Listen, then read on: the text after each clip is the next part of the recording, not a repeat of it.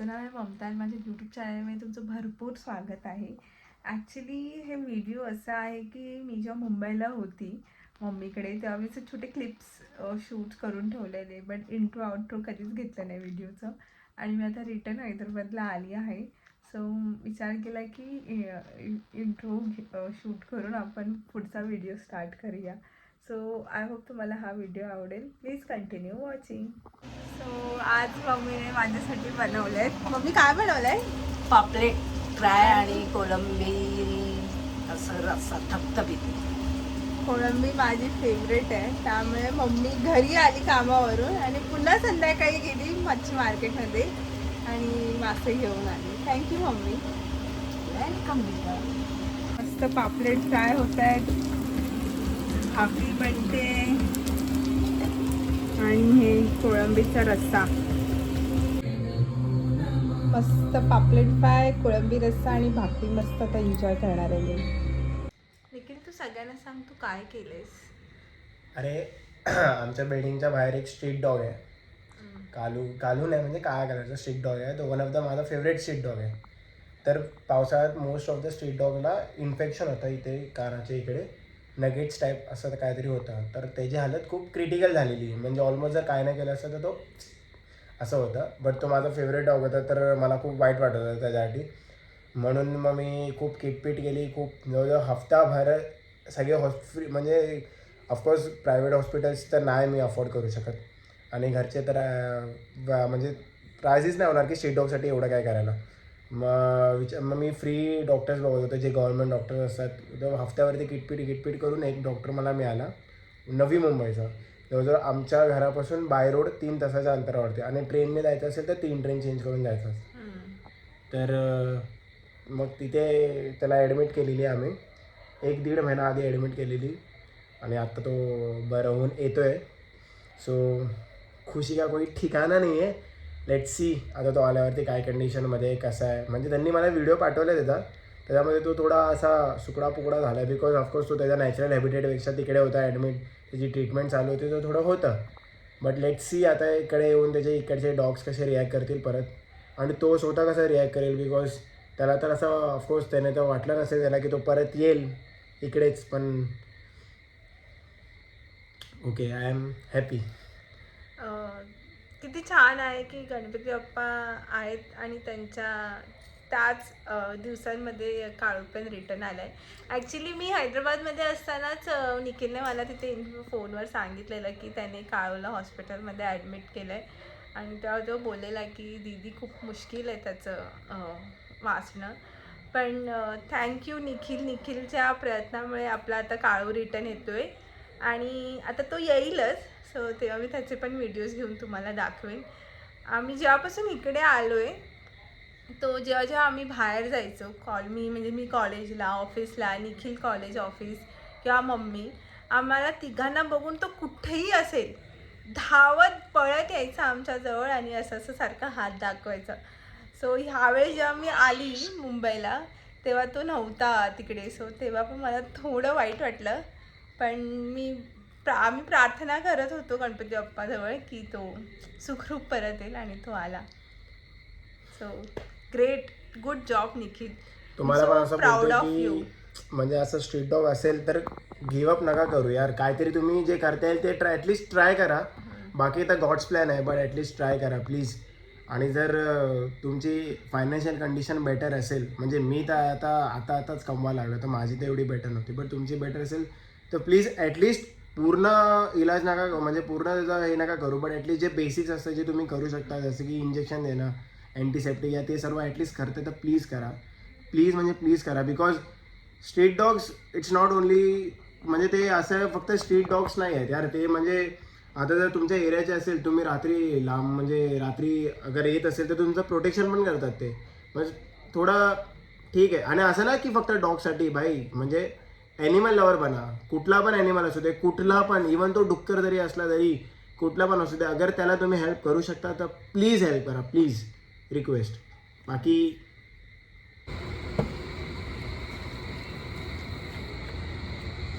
Hello, पूरा ठीक हो गया ना वो. आपको पता नहीं भाई ओए चला बाहर है वो उधर क्या लगा है? कुछ लगा है क्या उसको? वो दवा लगाता हूँ. अच्छा कालू बाहर ये बाहेर ये. कालू गुलकला उसको दो. बाहेर ये. चलिए बाहर. घाबरले गुलकला.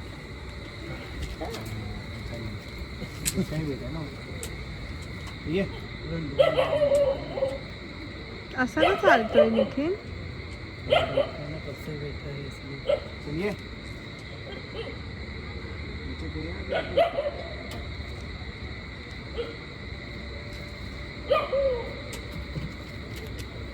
कालू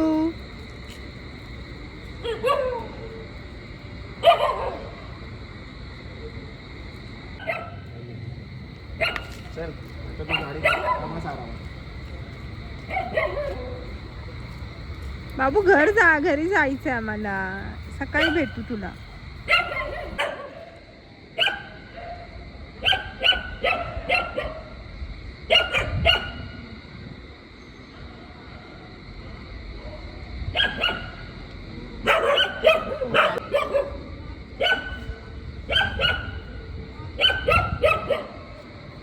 तुझे एक फोटो आहे ना आज सुबह मैसेज आया ये बाबू वो बार बार मुझे मतलब लगाना पड़ेगा दवा. नहीं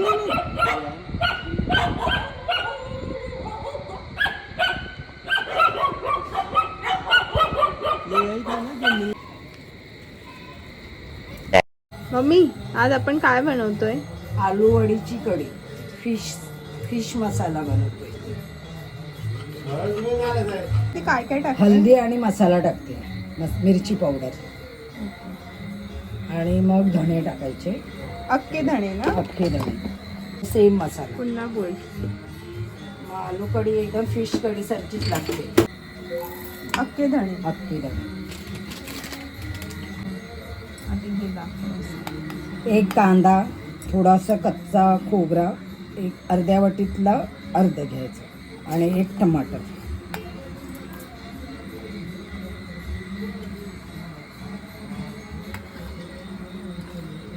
राहिला तर ठेवून द्यायला पाहिजे मसाला जास्त. थोडंसं आलं लसूण टाकायचं. म्हणजे कच्चा मसाला आपण बनवतो मच्छीसाठी, तसा कच्चा मसाला बनवायचा. कोकणी कच्चा मसाला बनवतो ना आपण मच्छीचा, सेम तेच मसाला. मच्छीच्या ऐवजी आपण आलू वडी टाकायची आणि फोडणीला अख्खी लसूण.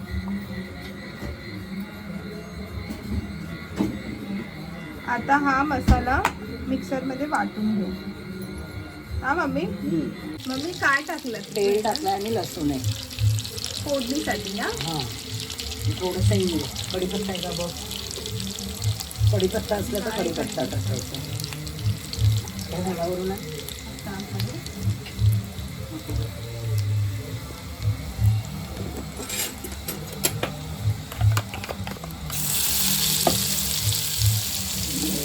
असं मसाला घ्यायचा.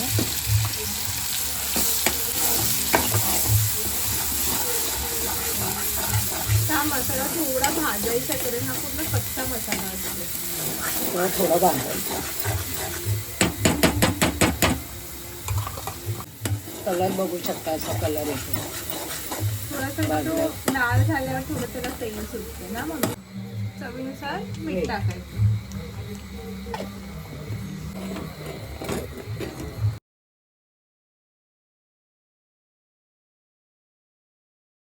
अंदाजाने टाका, म्हणजे तुम्हाला किती रस्सा घट्ट आवडतो की पातळ आवडतो.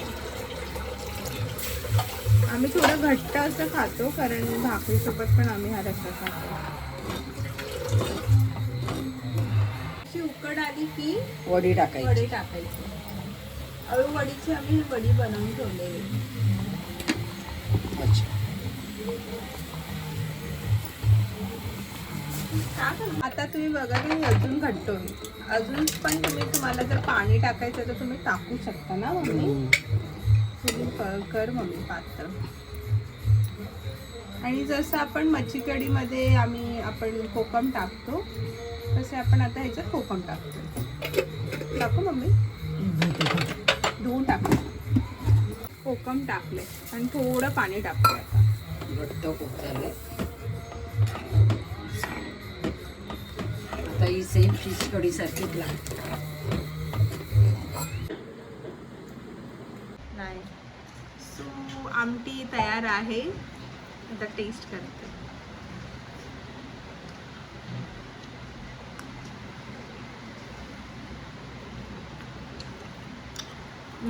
छान झाली मम्मी. फिशची टेस्ट आहे ना. One eternity later. सो आज ॲक्च्युली अनंत चतुर्थी आहे. बाहेर भरपूर जरा साऊंड बँजोचा वगैरे आवाज आहे. So please bear with me. So आज ॲक्च्युली मम्मीची थोडी तब्येत डाऊन आहे. सो त्यामुळे विचार केला आपण लाईट काहीतरी बनवूया. म्हणून आम्ही बनवतोय घावणे आणि त्याच्यासोबत तिखट झणझणीत मसूरची आमटी आणि घावण्याचं कॉम्बिनेशन एक नंबर जबरदस्त लागतो. सो मी तुम्हाला दाखवते की घावणे आम्ही इथे माझ्या मम्मीकडे कसे बनवतो. आणि त्याचसोबत जर तुम्हाला घावणे हे माहिती नसतील तर घावणे हे एक तांदळाच्या पिठापासून बनवतात. सो स्पेशली जे महाराष्ट्रीयन्स आहेत आणि जे कोकणी आहेत त्यांना हे नक्कीच माहीत असेल की घावणे काय आहेत. एक प्रकारे आमच्या कोकणामध्ये घावणे तर एक प्रकारचं प्रेमच आहे असं बोलतात. सो चला मी तुम्हाला दाखवते कसं बनवतात घावणे. सो मी इकडे तांदळाचं पीठ घेतलं आहे. आम्ही 4 लोक आहेत आणि फक्त आम्ही घावणे आणि आमटीच खाणार आहोत. तर मी 4 वाट्या तांदळाचं पीठ घेतलं आहे आणि त्याच्यामध्ये मी मेथीची पावडर टाकते. म्हणजे युजली नाही टाकत काय लोक, पण आम्हाला घावण्यांमध्ये मेथीची पावडर फार आवडते. टेस्टी लागतं. तुम्ही एकदा ट्राय करा. आणि चवीप्रमाणे मीठ पण टाकते. बस एवढंच टाकायचं घावण्याच्या पिठामध्ये. आता पाणी टाकून आपण त्याची कन्सिस्टन्सी आपल्याला हवी तशी बनवून घेऊ. सो व्यवस्थित सगळं आधी मिक्स करून घेऊ, मीठ आणि मेथीची पावडर. आणि मग हळूहळू पाणी टाकू. किती कन्सिस्टन्सी हवी. पातळ कन्सिस्टन्सी ठेवायची, कारण मीन्स डोसाच्या बॅटर असतो ना तसं. पण डोसाचा बॅटर फार घट्ट असतो. आपल्याला एवढं पण घट्ट नाही ठेवायचं आहे. लिक्विड फॉर्ममध्ये ठेवायचं आहे.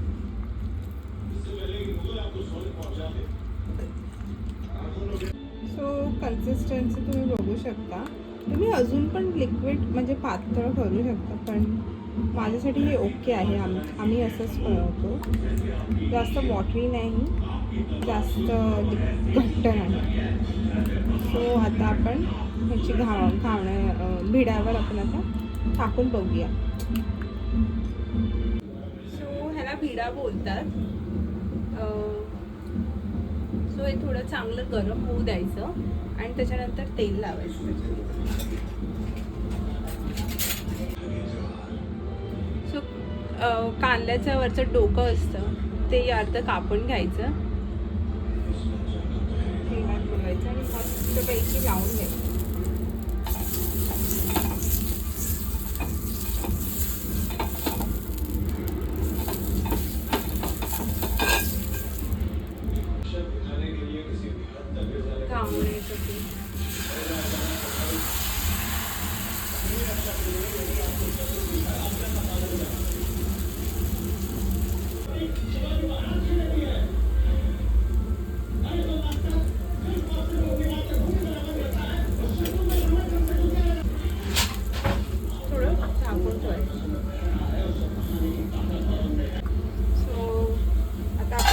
करायचे. काही लोक उलटं करतात, काही लोक उलटं नाही करत. आम्ही उलटं करतो.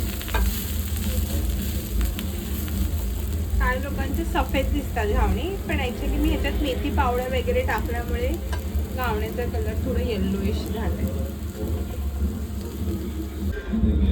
आपला पहिला घावणा तयार आहे.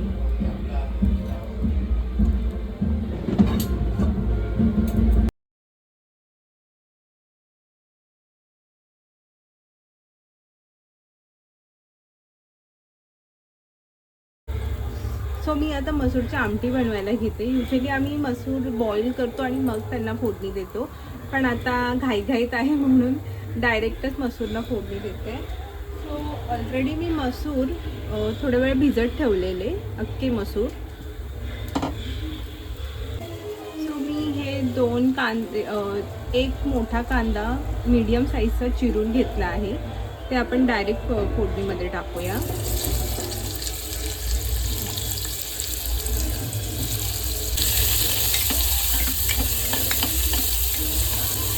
थोडा कांदा लाल झाल्यावर आपण यात अद्रक लसूणची पेस्ट टाकणार आहोत. सो 1 चम्मच मी अद्रक लसूणची पेस्ट टाकते.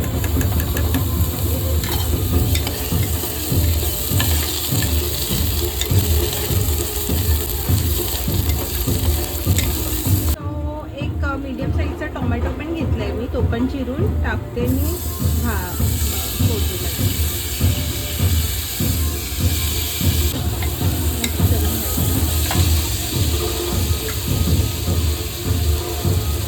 चवीप्रमाणे मीठ टाकते.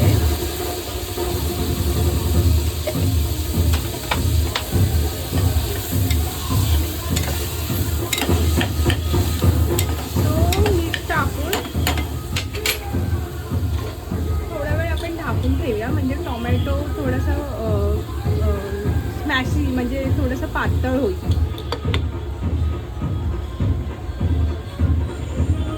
टोमॅटो असं छान झालं आहे, स्मॅश होतं आहे असं टोमॅटो. सो आता ह्याच्यात आपण हळद आणि मसाला वगैरे टाकू.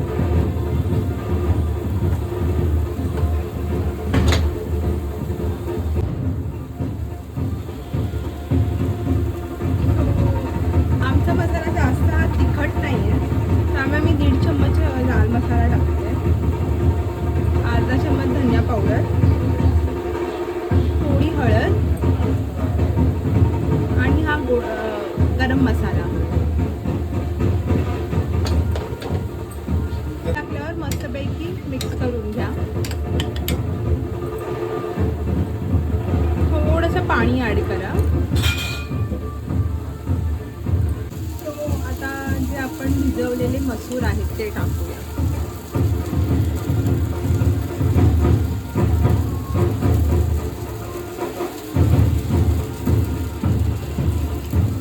तुम्ही बटाटा वगैरे पण टाकू शकता किंवा वांगं, बट घावण्यांसोबत फक्त मसूरची आमटी छान लागते. सो वाटण पण तुम्ही टाकू शकता, पण आमच्या पप्पांना वाटण नाही आवडत जास्त. सो जेवढी तुम्हाला कन्सिस्टन्सी हवी तेवढं तुम्ही पाणी टाकू शकता. व्यवस्थित मिक्स करून कुकरचं झाकण. आता ह्याला 3 ते 4 शिट्ट्या द्यायच्यात आपल्याला.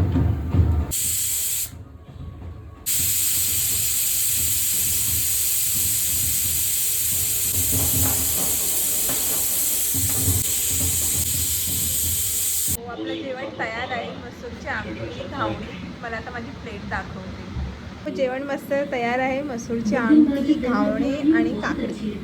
सो आता टेस्टिंग टाईम.